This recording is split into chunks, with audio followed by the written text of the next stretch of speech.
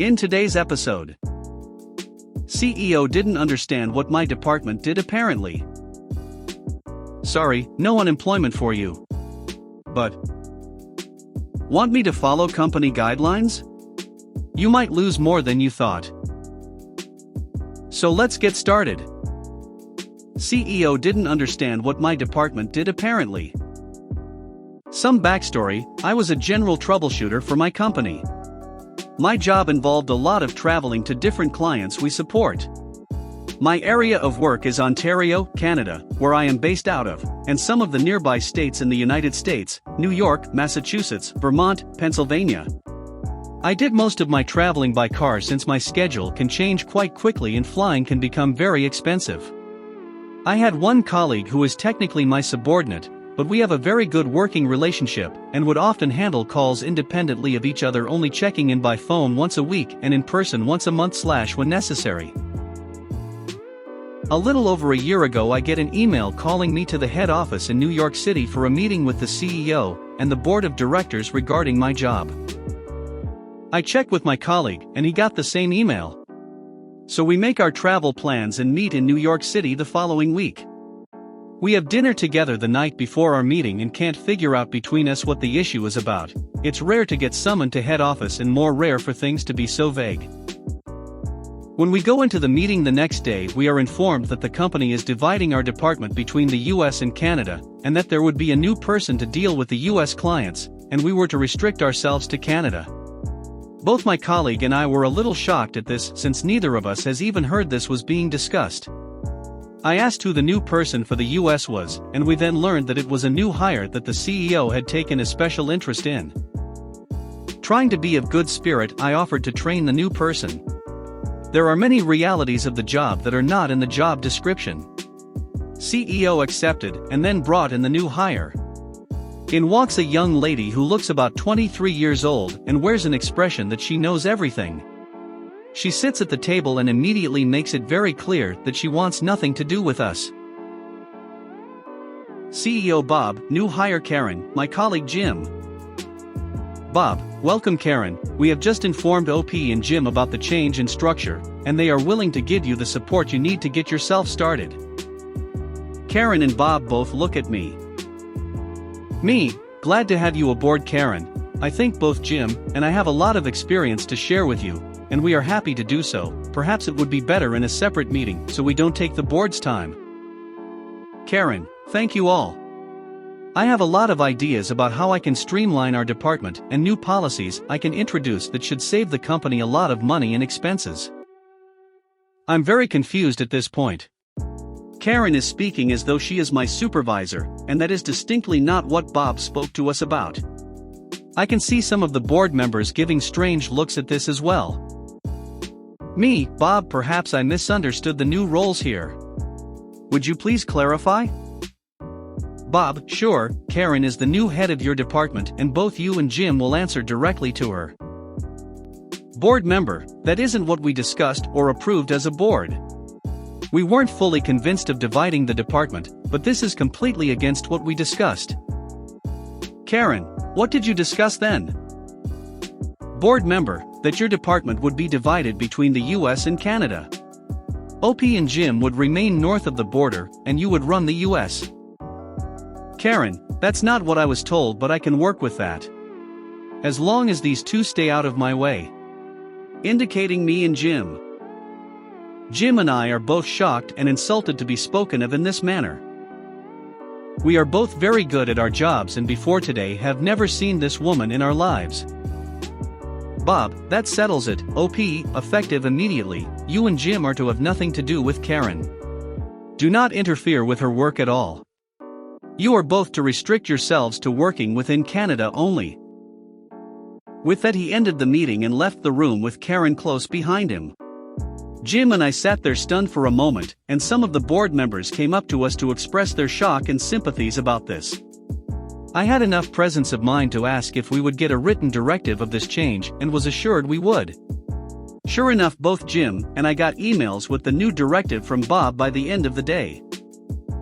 So after sending an email to all our US-based clients advising them of the change and giving them the contact information of Karen, Jim and I made our way back to Toronto and reorganized ourselves for working within Ontario only. This meant much less traveling for us, so it gave us more room to breathe. Within a week I was getting complaints from our US-based clients that Karen was not answering emails and missing appointments. I forwarded these emails to Karen and copied the entire board including Bob. Another week later I get a phone call from Karen who sounds frantic, but will not admit she needs help. She makes pleasant conversation and then asks how I would handle a particular type of situation. I tell her I'm really not interested in discussing work as that might be seen as interfering in her work. Later that evening I get a call from Jim telling me he had the same conversation with Karen and handled it the same way. By the end of that month I get a call from Bob asking if I will take over the entire department again. I politely tell him no since I didn't want to interfere with Karen and her role. For the next 3 months I'm getting emails and phone calls from US clients asking if they can have me back as their contact. This confirms an idea that had been in my head. Jim and I had actually grown our client base in Ontario since restricting ourselves here. So I had lunch with Jim one day and asked him if he wanted to go into businesses with me as partners starting our own consulting firm. We couldn't provide everything our current company provided, but we could provide a high degree of professionalism for our specific field, and it seemed we had a ready-made client base. By the end of the lunch he was on board, and we started the necessary steps to get ourselves set up.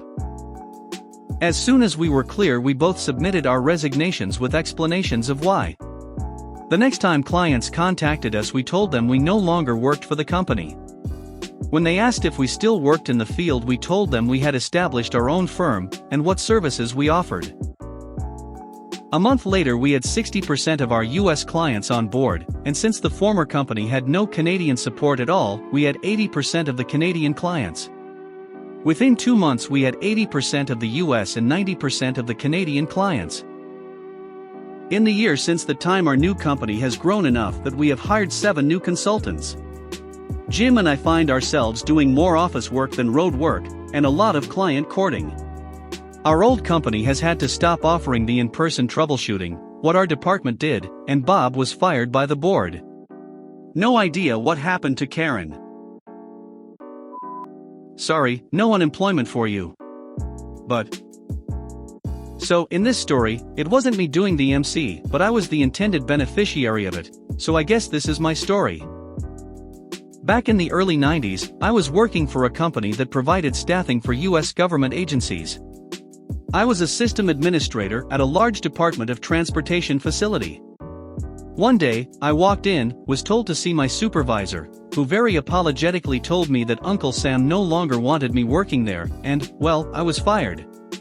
I was told to go to the contracting company's office on the other side of town, which I had never been to save the day I was hired. Shocked, I drove up there. I was like 24, and had never been fired before. In retrospect, I know what happened. The project I was working on was failing. Not because of anything I did, or didn't do. The concept itself was flawed. There were 3 people who worked on the project, 2 were federal FTEs plus me, the contractor. Anyone who has had experience with this knows the contractors are the first to go. So I am sitting with the manager of the local branch, who has an email from the government employee in charge of the doomed project, listing a parade of horribles that I had done. Some of the minor ones were true, I had been late a few times, but the major ones were just fabrications. They claimed that there was a problem with the networking, and that a contractor had to be engaged to fix the problem. Is that true? Well, yes. I am that contractor. I diagnosed the problem, and then I fixed the problem. That's my job. Or at least it was until a couple of hours ago. The manager realizes pretty quickly what's going on. Not that it gets me my job back. As we go through the separation procedures, he tells me that per company policy, he's required to document that I am not eligible for unemployment compensation. I just nodded because I didn't know much about these things. He says I am getting a 2-week notice, and that for the next 2 weeks I am to show up to his office. He offered the use of office equipment to print resumes, apply for other jobs, and the like. So after a couple of days, he says he set up an interview for me at another project at the same facility. Sure. I went down there, sat with the project manager. Interview lasted less than 5 minutes. So, we're a COBOL shop here. What's your experience with COBOL? None whatsoever. So, we both realized it was a bad fit.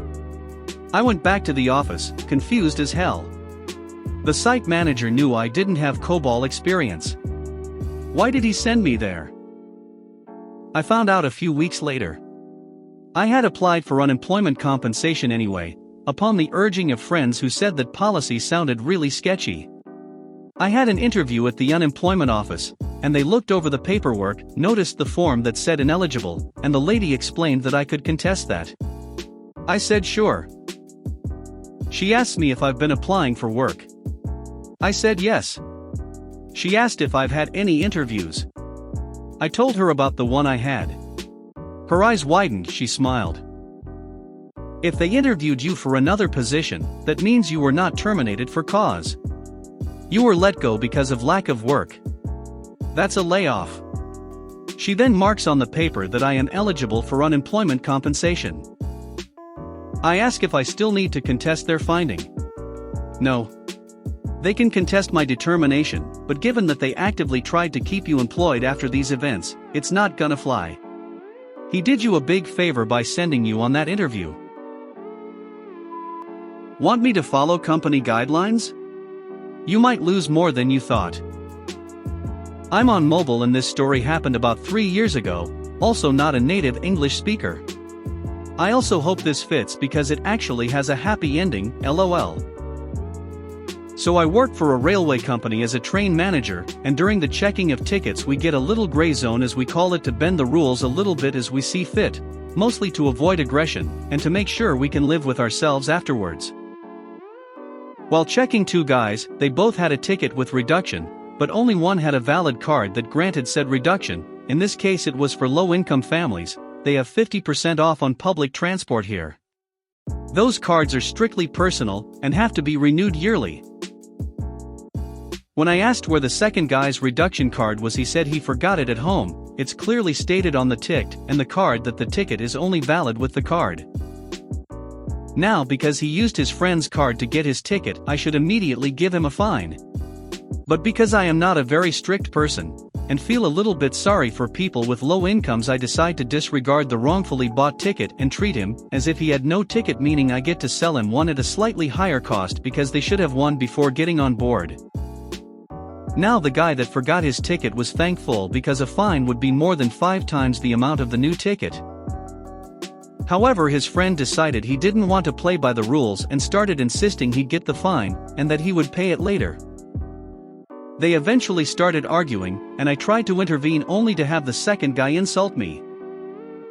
Which is where I drew the line. I'm used to being insulted by now, so it doesn't bother me at all, but that doesn't mean I let people get away with it easily. Which is where the malicious compliance comes in. I calmly asked, "Sir, are you certain you want me to follow company guidelines here?" To which of course he answered yes. So I proceeded to make the fine, and then when I was done, "Sir, according to government and company guidelines, using your reduction card for a third person other than yourself voids your right to have said card, and hereby, I will have to confiscate it. Now this card is more than just reduction for public transport, but more or less any government-funded business." Now he started completely losing it, and a co-worker already heard that I had a difficult customer, and came to assist me. I told the guy that he had to calm down and let me do my job, because otherwise company policy instructed me to call railway security on him. I continued checking the other passengers, and then about 40 minutes later at the final station the 2 guys came to me, and the second guy apologized for his behavior. Which I must say caught me completely off guard. So I returned to my helpful self, cancelled the fine, we can do that within an hour of making it, sold them the normal slightly more expensive ticket, and gave him his card back. I really didn't feel like doing the paperwork for it anyway. So in the end, me being maliciously compliant made him rethink his actions and hopefully turned him into a better person. If you made it to the end of the video, thanks for watching. Don't forget to like, subscribe and share, and we will see you in the next video.